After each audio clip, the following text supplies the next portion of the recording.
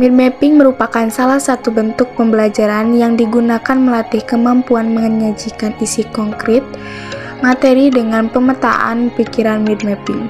Mind mapping dikembangkan oleh Tony Buzan sebagai cara untuk mendorong peserta didik mencatat hanya menggunakan kata kunci dan gambar. Mind mapping adalah suatu diagram yang digunakan untuk mempresentasikan kata-kata, ide-ide, tugas-tugas, maupun suatu lainnya yang dikaitkan dan disusun mengelilingi kata kunci ide utama. Selanjutnya, mind mapping adalah sebagai proses pemetaan pikiran untuk menghubungkan konsep-konsep permasalahan tertentu dari cabang-cabang sel saraf terbentuk kolerasi konsep menuju pada suatu pemahaman dan hasilnya dituangkan langsung di dalam kertas dengan animasi yang disukai dan dimengerti oleh pembuatnya, sehingga tulisan yang dihasilkan merupakan gambaran langsung dari kerja keras koneksi-koneksi dari dalam otak. Selanjutnya yang ketiga yaitu mind mapping atau peta pikiran, merupakan salah satu teknik mencatat dan mengembangkan oleh Tony Buzan sekitar tahun 1970-an dengan mendasarkan risetnya mengenai cara kerja otak.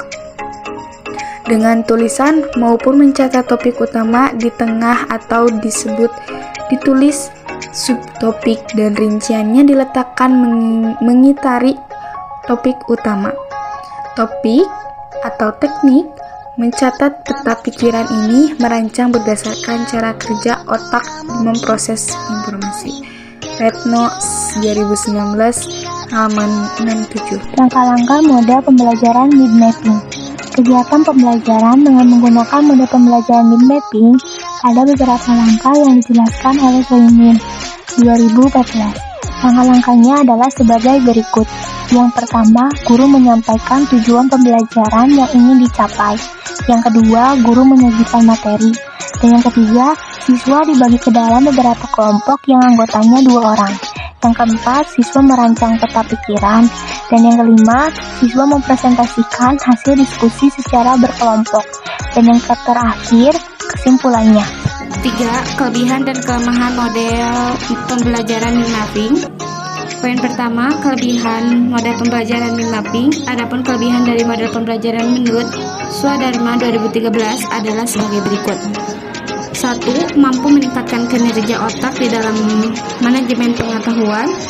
2. Memaksimalkan kinerja otak dalam mengolah informasi. 3. Menemukan ide-ide baru di dalam proses penyajian informasi.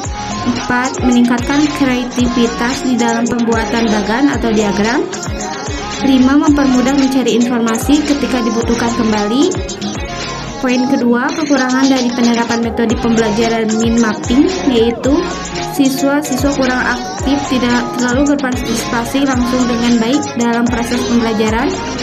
Poin 3, menurut Dimyati 2016 nomor 110, model integratif memiliki kelemahan bahwa model ini sulit diterapkan secara penuh dan memerlukan guru yang terampil, percaya diri, menguasai konsep, sikap, serta keterampilan yang memadai.